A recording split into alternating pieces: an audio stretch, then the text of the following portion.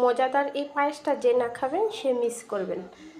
আশা করি সকলের কাছে ভালো লাগবে। আসসালামু আলাইকুম। আজকের পর্বে করে দেখাবো গাজরের পায়েস। আর এই পায়েসটা আপনারা গাজর ফুরিয়ে যাওয়ার আগে একবার হলেও বাসায় ট্রাই করতে পারেন। আশা করি সকলের কাছে ভালো লাগবে। আর এই গাজরের পায়েসটা ছোট থেকে বড় সকলে খুব পছন্দ করবে, বিশেষ করে বাচ্চা করে একবার বানিয়ে দিবেন, বারবার খেতে চাইবে।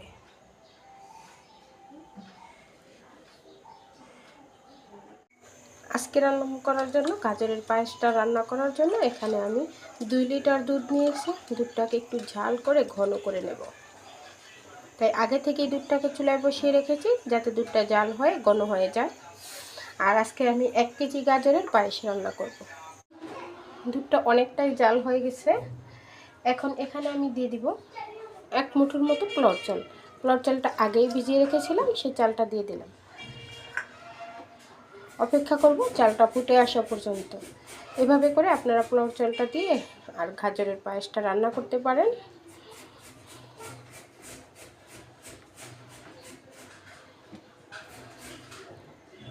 এ পর্যায়ে চালটা ফুটে গেছে।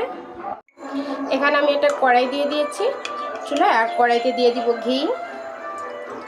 আপনারা পরিমাণ মতো ঘি দিয়ে দিবেন।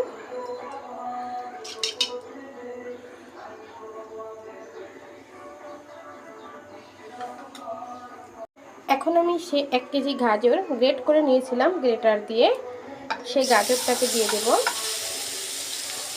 গাজরটাকে ঘিয়ে একটু ভেজে দেবেন।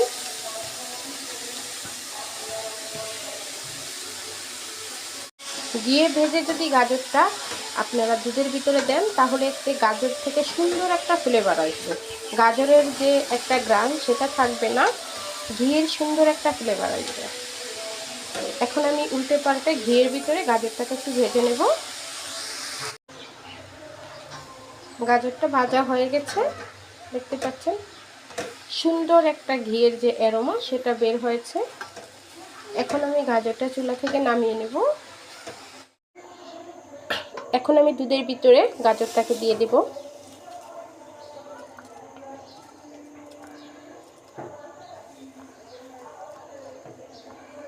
এখানে আমি চিনি দেইনি এখন দিয়ে দিব 1.5 কাপ চিনি। আপনারা আপনাদের মিষ্টিটা বুঝে শুনে তারপরে দিবেন। তবে এখন আমি 1.5 কাপ পুরাটা দিব না, একটু সামান্য রেখে দিব, লাগলে পরে দেব। দিয়ে এখন নেড়ে চেড়ে মিশিয়ে দিব। আমার সবটুকুই চিনি লেগেছে, 1.5 কাপের মতো চিনি আমি দিয়েছি। আর এখানে আমি কোনো লবণ দিইনি, আপনারা চাইলে লবণটা দিতে পারেন, তবে আমার কাছে এই গাজরের পায়েসটাতে লবণ না দিলেই ভালো লাগে। এখন এখানে আমি দিয়ে দিব 1/2 কাপ গুঁড়া দুধ, দিয়ে মিশিয়ে নেব। পায়েসটা রান্না হয়ে গেছে। আমি এখানে 1 মুঠের মতো কিশমিশ দিয়ে দিয়েছি। আর আমি যে চিনিটা দিয়েছি সেটা আমার একদম পরিমাণ মতো আছে। আপনারা যদি একটু বেশি মিষ্টি খেতে চান তাহলে বাড়িয়ে কমিয়ে দিতে পারেন, কোনো সমস্যা নেই। আর এখন এটা আমি চুলা থেকে নামিয়ে নিব, কারণ এটা নামালে আরেকটু ঘন হয়ে যাবে। তবে নামানোর আগে আমি আরও 1 টেবিল চামচ ঘি দিয়ে দিব। এতে করে সুন্দর একটা ফ্লেভার আসবে হালুয়ার থেকে, পায়েসের থেকে। এই যে 1 টেবিল চামচ ঘি দিয়ে বাস একটু মিশিয়ে নামিয়ে নেব। এই যে গাজরের পায়েসটা আমি পরিবেশন করে নিয়েছি। আর দেখুন কতটা লোভনীয় হয়েছে। এই যে দেখুন, এটা ঠান্ডা হলে অনেকটা ঘন হয়ে যাবে। আশা করি আজকের রেসিপিটা আপনাদের কাছে ভালো লেগেছে। ভালো লাগলে লাইক, কমেন্ট এবং বেশি বেশি করে শেয়ার করবেন। এভাবে একবার বাসায় ট্রাই করে দেখবেন কতটা টেস্টি। আশা করি রেসিপিটা ভালো লাগবে। আল্লাহ হাফেজ।